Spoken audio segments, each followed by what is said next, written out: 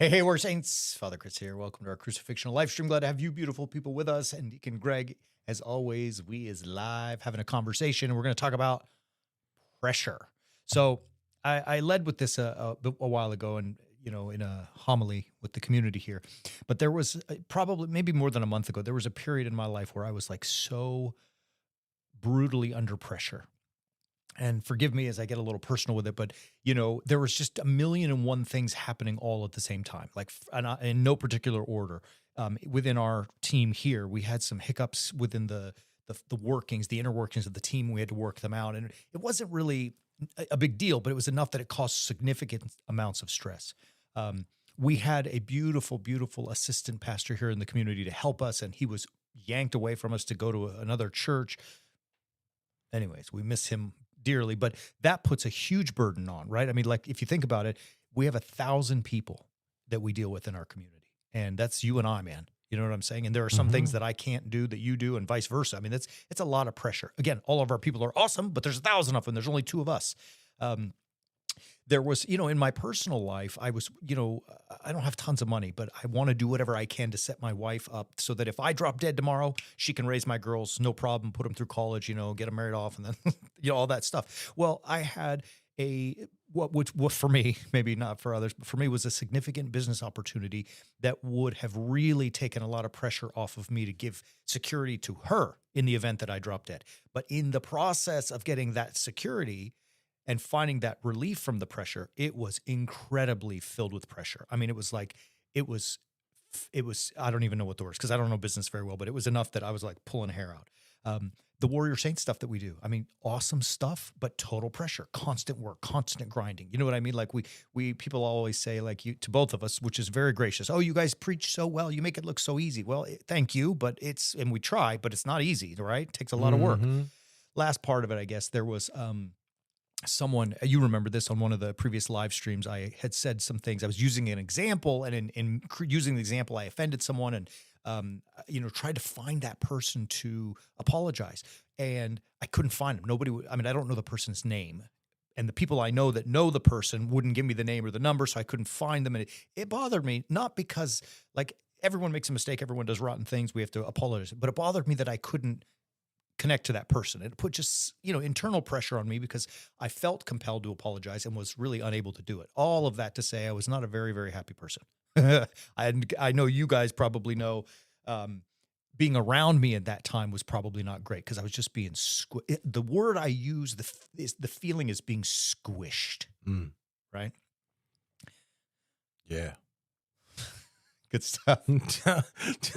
Tell me more about how that made you feel. Can you unpack that? You know what I felt like? I said this in my homily: a grapefruit in a vice. Yeah. Commercial vice, in a garage where you crank it and it's just like squishing. And you have those days. We all have those days. Like the other day, I think I said to you, I literally went into my garage alone and I just let out a primal yell because I was having one of those days where I was just feeling like everything was.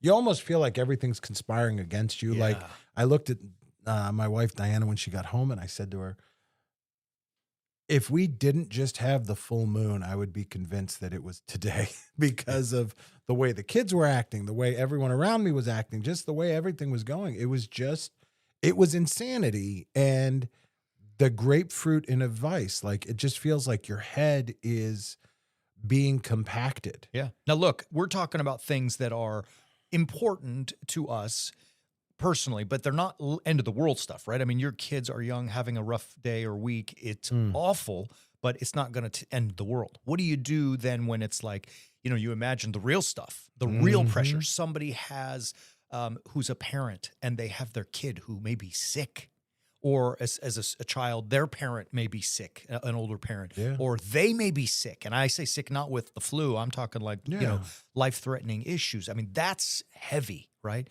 Some things that may not be quite as imminent as life-threatening, diseases are like, college. It's another one. I think about our kids all the time. I'm going through it with my second one right now. The work and the pressure that those kids feel to prepare to get into college.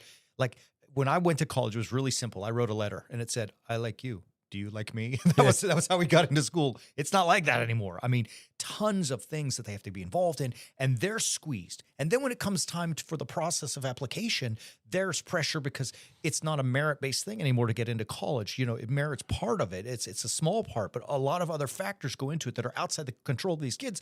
Pressure. Then you think about like business, jobs. I've got to get this report in. My boss is mad at me. I'm the employer. My employee didn't show up. You know, how am I gonna make, you know, the third quarter results and, you know, and do all these things, which then leads to pressure on money. How am I going to put bread on the table? Mm-hmm. How am I going to provide for my family? Like I was dealing with that silly business deal for my family, right? Like that kind of stuff adds up. And the other one too, I talked about this, noise. Right. I'm talking about noise that we hear, not just volume, audible volume, but cell phone stuff and all the socials that we see in the news and all the crap out there. And I guess the last part of that pressure, maybe it's a third part, is the internal pressures that we put on ourselves, right? Mm-hmm. Like, I'm not good enough, Mm-hmm. or I'm not who I'm supposed to be, right? I'm falling short. I'm not valuable. I'm not worthy. Like you said, the whole world may be conspiring against me. Like everyone's against me and after me, you know, all of this stuff. And I'm sure our audience has their own list, or some of this list, and can add to it as well. It can become overwhelming. Yeah. It almost becomes, it's a funny thing to say, crippling.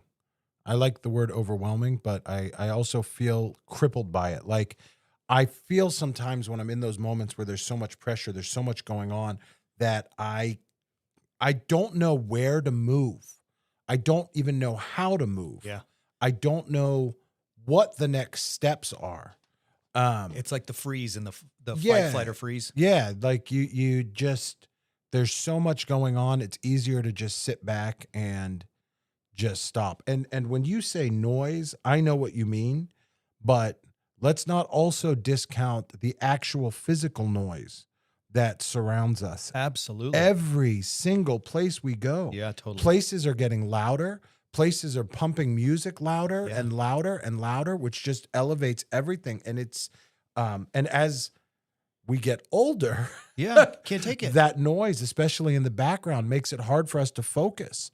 And it really starts to do damage to how we can see a pathway through. Yeah, absolutely. You know, you said that, like, dude, I don't have a gas car anymore. I drive electric, but I remember just a few years ago when I stopped at the gas station and I get out of the car to pump gas. I'm like, oh, it was one of those days, you know, where everything was conspiring against me.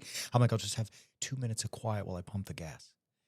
There's a freaking TV on the gas pump now, and they're talking, hey, do you want to purchase? Yeah. Like, it's everywhere. Everywhere. So the real question, I guess, Deacon Greg, then is, you know, how do we get through that? How do we deal with pressure? I mean, we've pounded it, you know, to death. It's there, and we all know it. Everybody has it. Everybody feels it. They all know what we're talking about. How do we deal with it? Well, I think it's great that you've set the stage the way that you've had, that you've just set that stage. I think there's got to be a way through it. Yeah. And we talk a lot about crucifixional living, and I think that is the way through it. Yeah. I mean, the way that you get through all of that is by following God's commandments. I mean, they lead unto life. They work us through there. And I'm excited to see how we move things out throughout this discussion to see how that gets played out and where that all goes. Okay, you're onto it. I think I agree with you. Obviously, I agree with you. I mean, crucifixion living is our thing, and it's really exemplified for us in the Gospel of Mark, right? Mhm. Okay, I mean, all over Scripture, but in the Gospel of Mark, we see in chapter 8, there's an interesting phrase in the Gospel of Mark, enti odo, on the way or in the way. Jesus is constantly in the way or on the way to Jerusalem. Sometimes you may hear it translated as the road or, you know, the path, whatever, but it's enti odo, in the way. And now he's on the way to Jerusalem. And in chapter 8, he says to his disciples, who do people say that I am? Who do men say that I am? To which they respond. Peter actually responds. Well, some of them respond. Some say, Peter said in a moment. Some say you're John the Baptist. Some say you're Elijah or one of the prophets, right? So the word on the street, Jesus says, what's the word on the street about me? They think you're prophetic, right? All right, but who do you say that I am? He asks them, to which now Peter responds, you are the Christ. right? So Peter is responding, all right, like literally the one that we've been waiting for, the promised Messiah, the Christos, the anointed one. This is you. And Jesus says to them, fine, don't tell anybody about it. Now, the very next verse after that, he's been declared the Christ by his closest and by Peter, the rock, no less. He then says to them that the Son of Man is going up to Jerusalem where he will suffer, and the Pharisees and scribes and all the elders, and they will put him to death and beat him, mock him, scourge him. And on the third day, he will rise. Now, you just said, I asked you the question, who do people say that I am? You told me they said I'm a prophet. Then I went specific. I said, who do you say that I am? They said, you're the man. You're the Christ, right? The man. Okay, now, we've established that. Here's what the man is going to do. He's going to have to go to the cross. And there will be a result at the end, the third day resurrection, the empty tomb. But Peter doesn't like it. He's probably still stuck in worldly patterns, and he says, look, Lord, no. It says in Greek, the word is harsh, that he began to rebuke him. To which Jesus responds, like, could you imagine, like we were talking about this, in worship the other day, like, could you imagine you rebuking the Lord? I mean, to rebuke anyone, for heaven's sakes, but the Lord. And Jesus sees everybody else looking around at him, and it says he took Peter, began to rebuke him, and said what is, in my estimation, the nastiest phrase in all of Scripture, get behind me, Satan. Right? It's the only time here in the other gospel, the parallels in the synoptics, where Peter is called Satan. Peter's the only one who's ever called Satan, right? And you are not on the side of God, but on the side of men. Right? So you, Peter, are satanic in this moment. You just declared me the Christ. I'm telling you the Christ is going to the cross unto victory. You're telling me, no, let's do it my way. That's satanic. That's on the side of men, not of God. Get behind me, right? And then he turns to the people to set them straight and says, if anybody wants to be, this is, I think, 34, right? Verse 34. If anybody would be with me, he must take up, or she must take up their own cross and follow me, right? So all of that rambling to say, look, the message, as I see it, to answer our question about how do we deal with pressure, I mean, you could imagine that the crucifixion that Christ knew, inevitably knew was coming, was probably more pressure than you or I or anybody ever feel. And so in dealing with that, he decides to take the weapon of the cross, to slay that monster of death and sin, and face all that pressure. So if that modus operandi works for the Lord, he's telling us, you do the same thing. And though I don't have to slay death, he did that. Though I don't have to deal with sin, he did that. I do have to deal with the pressures in my life, and I must do that with a crucifixional life. Yeah, I think that makes a lot of sense. I mean, it's the way that we keep moving, and it's great stuff that you just laid. How do we then put that into action? What do we do to put that and really live that in our lives every single day? That's a great question. Great stuff. Maybe at this point we can transition into answering that question. So, all right. Well, all right. I'll start with this. We were talking about noise earlier. I mean, there's so many things vying for our attention, right? Everywhere we go. It's really interesting. Everyone probably plays, a time waster game on their cell phones when they're, not wanting to be bored. And mine is Solitaire. It's an old one. It's probably a game played more by elderly people and probably more by elderly women. And the reason I say that is because the ads that pop in between are usually for women's products. Like I even get ads for brassieres. I'm like, I mean, I know I'm not ripped or anymore, but I don't know if so where's that stuff coming from? But as I watch in between each game, these advertisements, get this, buy this. We're pounded with it, bombarded. And I get lost in it too, right? You know better than anybody on the planet. Hey, ooh, shiny, shiny, shiny. Oh, I chase after it because it's new and inventive and novel. But there's no focus. Yeah. And I think the answer, even in this rambling, I need to focus down and say, focus. And it means we need to really be deliberate, I think, about finding one thing that we do. I've been thinking about that in my life. And for me, if someone says, what's your purpose? If they say to me, what is your job? If they say to me, what do you love? If they say to me, what do you do in your ministry? I want all those questions should have the same answer for me. And they do, is to teach Scripture. That's it. I love it. It's the only thing I'm good at. I think it's my purpose in life is what God assigned me to do. It's what the priesthood is designed in our Orthodox tradition. That's what it's the first job description, if you will. Um, Teach Scripture to the best of my ability. So to have that kind of focus is in some sense freeing because it enables me to cast off all of the stuff that don't connect to that. Mm-hmm. Does that make sense? Yeah. So with that kind of, what do you see, Deacon Greg, in Scripture? I know you know, I'm sure better than I. Are there stories or tales about that focus? Oh, yeah, without question. I mean, you've got right after the parable of the Good Samaritan. I mean, right after talking about the parable of the Good Samaritan and taking care of other people, there's this exchange between Jesus where he enters into a house. There's two sisters there. And as sisters are prone to do, they get into it with each other a little bit. And he enters into the house of Mary and Martha is putting out all the stuff that she needs to, setting the table, and she's getting frustrated because her sister's sitting at the feet of Jesus and listening. And Martha looks at him and says, "Lord, do you not care that my sister has left me to serve alone? Tell her then to help me." But the Lord answers her, "Martha, Martha, you are anxious and troubled about many things. One thing is needful. Mary has chosen the good portion, which shall not be taken away from her." And I think this is the clue for us about what it means. Like, first and foremost, if we're going to take up our cross daily and follow, that means that we are going to be submitting our will to the will of God, which means then we have to sit at the feet of the master ourselves. We have to be taught. We have to go seek out, get rid of all the stuff that troubles us and causes us to be anxious and all of the different things. And we need to sit at the feet of the master and be taught. And I think that means we need to go to church because that's where that starts. And then we need to go to things like Bible studies, and then we need to get out there. I mean, that's what I hear. I hear very practical things in this story of Jesus's encounter with the two sisters. Like there's very clear action steps that we are called to be taking. Yeah, totally. You see something different? No, I was just thinking about it. I mean, Mary and Martha it's a great example because, he's clearly, as you said, delineating. Yes, I mean, think about this. Imagine the power of the story. Martha is serving. Mm-hmm.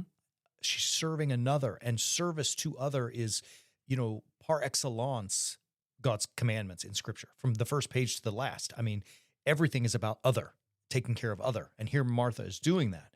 And yet Christ says Mary has chosen the one thing that's even more, that's needful, right? Mm-hmm. And that is, as you said, to sit at the feet of the master and learn his word, which would ultimately lead Mary back into a Martha type of position to serve. I absolutely. But it was fascinating that service is so important, and yet Christ is telling Martha, go do it, but she's in the right spot.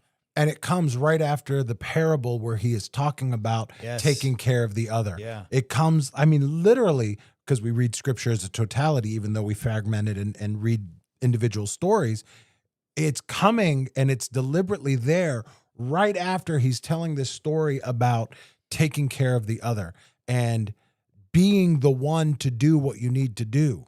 But then he puts that into context. If you're going to do it, you got to learn how to do it. And you got to learn how to do it by sitting at the feet of the master. Yeah. I think it's absolutely fabulous. Like, I love this stuff. Are there, if we transition, some real practical steps that we can take so that we know exactly how to do that in our lives? Yeah, it's good stuff. I think, to your earlier point, I mean, yes, you got to go to church. You got to come study Scripture. I mean, we have stuff out there, right? I mean, if people can't make Bible studies, we have all our Understanding the Bible series. Mm-hmm, it's so easy, it's not easy. It's simple. It's clear. Those things are important. Those things can be done. We have to be done because it's literally us coming to sit at the feet of the master, mm-hmm. right? And then I guess to wrap it all up here at this part would be the third chunk is that we have to take some effort to really find our purpose, right? Our focus. Like, as I said, all I do is teach Scripture. That doesn't mean I don't do my chores at home, right? I mean, I still have those things to do. I still have to come to work and earn my money to pay for my family and bread and food and a shelter. And you know what I'm saying? Like those things don't go away. I still have to take my car in for service. My kid's got a flat tire. I still had to deal with it. Right. But it's now I'm not just chasing a to-do list, nor am I chasing all the emails that other people send to me to create my to-do list, what they want. I'm chasing now when I deliberate. So I focus, I found my passion and I just go for it full bore. I think that's the answer is that, be fed at the feet of the master, realize that that's in service to other, and then find your specific purpose and go get it. So Yeah. great stuff. I think it's awesome. I once you get out there and start doing it, you've got to then, I know you mentioned earlier, clear everything out of your way and block all of that kind of stuff. Are there practical tips about how to actually do that? Yeah, totally. Great question. Creating the space to be able to focus on what you have been called to focus on, you must say what I believe to be the second most powerful word in the English, in any language, but in the English language. The first most powerful being Lord have mercy. But after that, man, the most powerful words in the English language are no, is no. And it requires that we say no to all of the requests that we get for our time. We all know how many things are pulling at us and on our time. I mean, as we mentioned, I think we mentioned it last week. You and I, we've got a beautiful team around us, both in our pastoral staff and also with our clergy team and so on. But dude, we're fighting hard, just two of us to deal with 1,000 people. I mean, there's a request that comes into your inbox and my inbox every 4 minutes, right? Or 4 seconds, it feels like. And, in order to serve them, things have to go. Things have to go out of our life because there's just not enough time in the day to do it.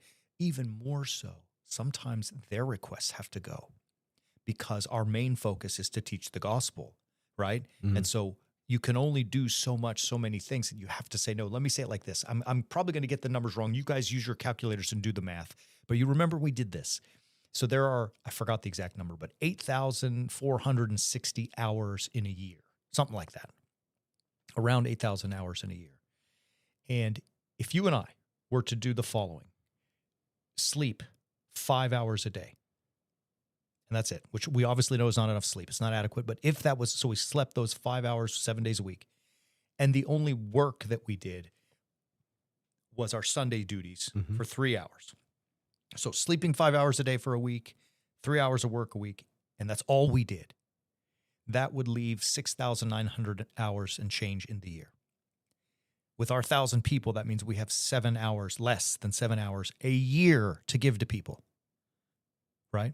Now, you can see the absurdity of the ability to try to handle that. But then if you really think about it, we certainly do more than 3 hours of work a week, right? That doesn't include real sleep. It doesn't include meals. It doesn't include exercise. It doesn't include your wife, your children. Yep. It doesn't include lunches, dinners, baptisms, weddings, funerals. It doesn't include counseling. It doesn't include any of it. So you can see it's like an absurd thing in order for us to take care of everybody. And we do our best, and God help us. All of that rambling leads to this point.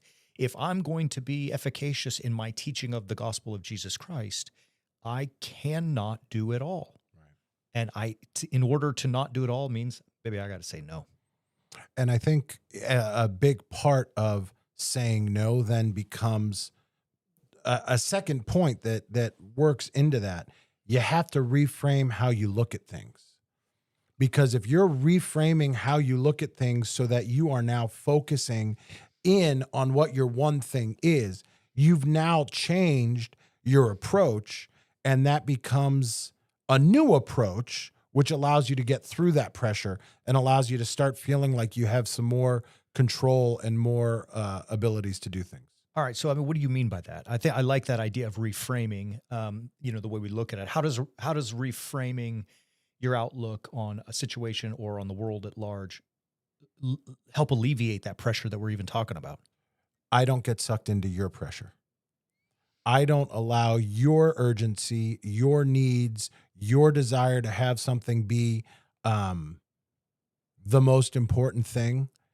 I don't let that become my most important thing. I don't let you suck me into that. I don't let you adjust. My focus is this, And with my focus being this, part of saying no to everything else means and might mean that I have to say no, like, I'm sorry, I am not going to get to that right now. I'll get to that when I'm able to get to that. I'm not going to focus on what you want me to focus on right in this moment just because you're standing in front of me screaming at me. You need to focus on this, right? Like the phrase that I could do without in my life right now, you guys are all going to think I'm a terrible dad, is Baba, watch this. Yeah. Yeah. Because I literally had to say to my daughter yesterday, if you're going to say to me, Baba, watch this, then it cannot be the exact same thing that you just did 2 seconds before when you said, hey, Baba, watch this. But that's the phase of life that she's in, right? She's 4.5. She wants me to watch everything. She wants to know that I'm there. She wants to know that I'm present with her. She wants to know, but like every time she does something new, which is exactly the same thing that she did before, but she thinks it's the coolest thing ever. Hey, Baba, watch this.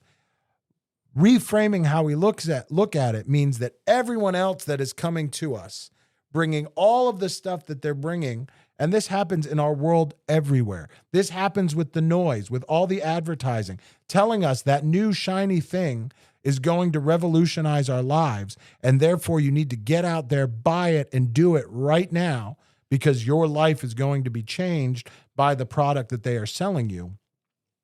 We need to reframe how we look at that and reframe how we adjust. Otherwise, I would have a closet that was only filled with travel bags because I have a slight travel bag obsession. That's good stuff. Great stuff, really. As far as I'm concerned, you should tell Eleanor, forget you. Tell her, come to Amo Obuna. I'll watch this. I'll watch it over and over. She's so cute. Yeah, I like, I mean, the reframe, you know, I think you capped it off. I don't know that we need to go much further into it, but I like it. One other thing, just to go back to your question earlier, like what are some practical tips? I know it's going to sound funny, but I have discovered in combating pressure in my own life, and we do, you know, have a multitude of things to handle it, but very few things seem to me to work out better than music and exercise as an immediate practical fixed it right now. Look, I was joking. I mean, think about these things, man. Like, how can you listen to good music and not feel just a little bit better, right? Mm-hmm. Like we talked about this earlier, we were laughing.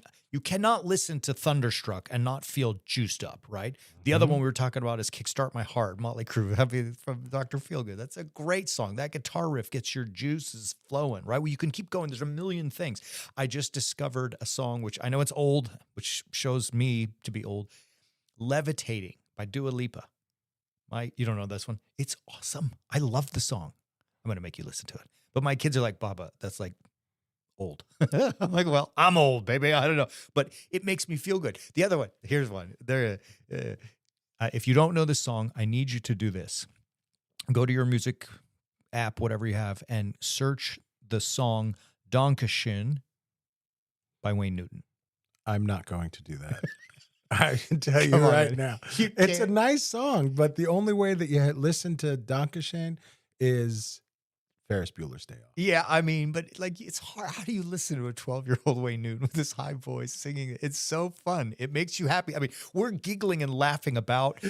We're not even listening to it. You see, like, so the point of making music, and there's a million other songs. I mean, like any song off the album Paul's Boutique by the Beasties. Boom. I mean, there you go, right? And on we go with the list. I mean, there's just a million things that can jazz us up. But I know they all have their own music that they like, not Wayne Newton. But it does something chemical, right? And so when I was going through that chemical, meaning in your brain, I mean, it's like it's releasing, you know, certain chemical agents into your brain that can not solve the problem, right? Wayne Newton is not going to fix my pressure, but he might offer me a bit of reprieve, if I can use that word, in my own mind, in order to gather myself, regroup, reframe, and then go back and get some.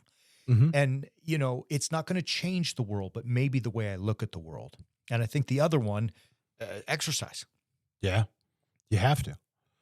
To your point about music, every so often there's days here where I have an errand that I need to run. Yeah. And it's an innocuous errand. But what I need to do is go get in my car, put all the windows down, open the sunroof, and blast something.